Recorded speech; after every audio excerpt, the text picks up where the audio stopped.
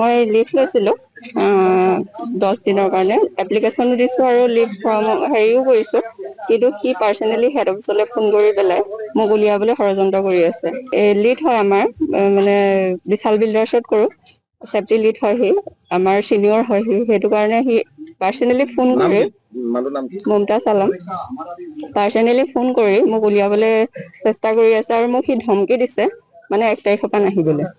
Hostel ইংগিত দি থাকে আৰু মানে তাক ফ'ৰ্চ কৰিব লাগে, পাৰ্চনেলি মই কথা পাতি তাক ফ'ৰ্চ কৰিব লাগে যে মোক ৰাখক, মানে তাৰ কথা নুশুনিলে মানে তাক ওলাই যাবলৈ কৈছে।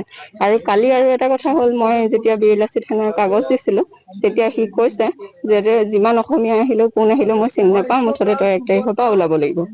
তুমি কিমান দিন হ'ল কোম্পানীটোত কাম কৰি থাকা? 2.5 বছৰ হ'ল, কিন্তু মোৰ 2.5 বছৰ 12,000 চেলেৰি হৈ আছে, কিন্তু ইনক্ৰিমেণ্ট হোৱা নাই। মানে তাৰ ইণ্টাৰেষ্ট মানে সেইটোৱে হয়, কিন্তু মই বুজি পোৱা নাই, কিন্তু নকৰিলো কাৰণে সি চাগে মোক উলিয়াই দিব চেষ্টা কৰি আছে। আৰু সি যিটো HR কাম হয় লিভ দিয়াটো, HR লিভ দি থৈছিলে, সি ডাবুল হেণ্ড ৰাইটিং কৰি পেলাই সি এবচেণ্ট দিছে তাত মোক। কি নাম তাৰ? মুমতাজ আলম। সি কি হয় কোম্পানীটো? কোম্পানীটোৰ HR মানে চেফটি লিড হয় সি। হ'ব পাৰে সেইটো, মানে তেখেতে মোক উলিয়াই পেলাই বাহিৰৰ পৰা আনিব খুজি আছে, তেখেতৰ মতে সেইটোৱে হ'ব।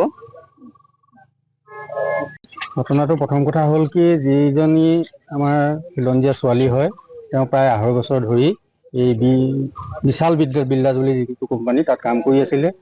কিন্তু অতি পৰিতাপৰ কথা যে তেওঁ এজন বহিৰাগত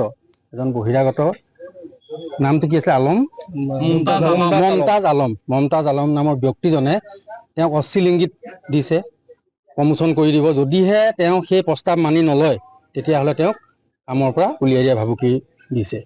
কথা হ'ল কি, আমি লাচি থানা থকালৈকে এনেধৰণৰ আমাৰ খিলঞ্জীয়া বাই ভনীৰ ওপৰত কোনোবাই লোলুপ দৃষ্টি ৰাখিব, এই কথা আমি কেতিয়াও সহ্য কৰিব নোৱাৰোঁ। কি কৰে পৰৱৰ্তী কাৰ্যসূচী কি হ'ব আপোনালোকৰ? প্ৰথম কথা, তেওঁক এই বিশাল বিল্ডাৰ্ছ নামৰ যিটো কোম্পানী, তেওঁক ইয়াৰ পৰা নিলম্বন কৰিব লাগিব। তেওঁ ইয়াত থাকিব নোৱাৰিব। ইয়াৰ পৰা তেওঁ আজিয়ে তালি টোপোলা বান্ধি, তেওঁ ক'ত ঘৰ, বিহাৰত হয়, ক'ৰবাত বাংলাদেশত হয়, ক'ত নাজানো, তেওঁ ইয়াৰ পৰা তালি টোপোলা বান্ধি যাব লাগিব। আৰু দ্বিতীয়তে কথা হ'ল কি, এই যিজনী আমাৰ খিলঞ্জীয়া ছোৱালীজনী, আমাৰ অসমীয়া ছোৱালী ভনীজনী, এই বিশাল বিল্ডাৰ্ছ নামৰ যিটো কোম্পানীত তাত নিশ্চিত সুৰক্ষাৰ মাজেৰে তেওঁক যাতে কৰ্মসংস্থাপন দিব লাগিব। তেওঁ যাতে ভৱিষ্যতে কোনো ধৰণৰ এনেকৈ বহিৰাগত ব্যক্তিয়ে তেওঁৰ ওপৰত লোলুপ দৃষ্টি ৰাখিব নোৱাৰে। আৰু চতুৰ্থতে কথা হ'ল কি, এই যিটো বিশাল বিল্ডাৰ্ছ তাত 30 জন ষ্টাফ আছে, 30 জন ষ্টাফৰ ভিতৰত মাত্ৰ 2জনী ছোৱালী আছে। এইটো এটা বৰ পৰিতাপৰ কথা।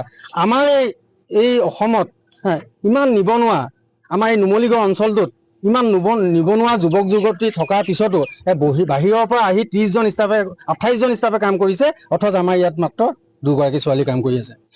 তেওঁলোকক দাবী জনাইছোঁ, এই যিগৰাকী বহিৰাগত ব্যক্তি, তেওঁলোকক তাৰ পৰা আঁতৰাই আমাৰ নুমলীগড় অঞ্চলৰ যি খিলঞ্জীয়া যুৱক যুৱতী নিবনুৱা হৈ আছে, তেওঁলোকক ইয়াত সংস্থাপন দিব লাগিব, কমেও 20 জন দিব লাগিব। কথা ইমানে। যিকোনো খবৰৰ বাবে যোগাযোগ কৰক 7099017330 লগতে 7099017110 নম্বৰত।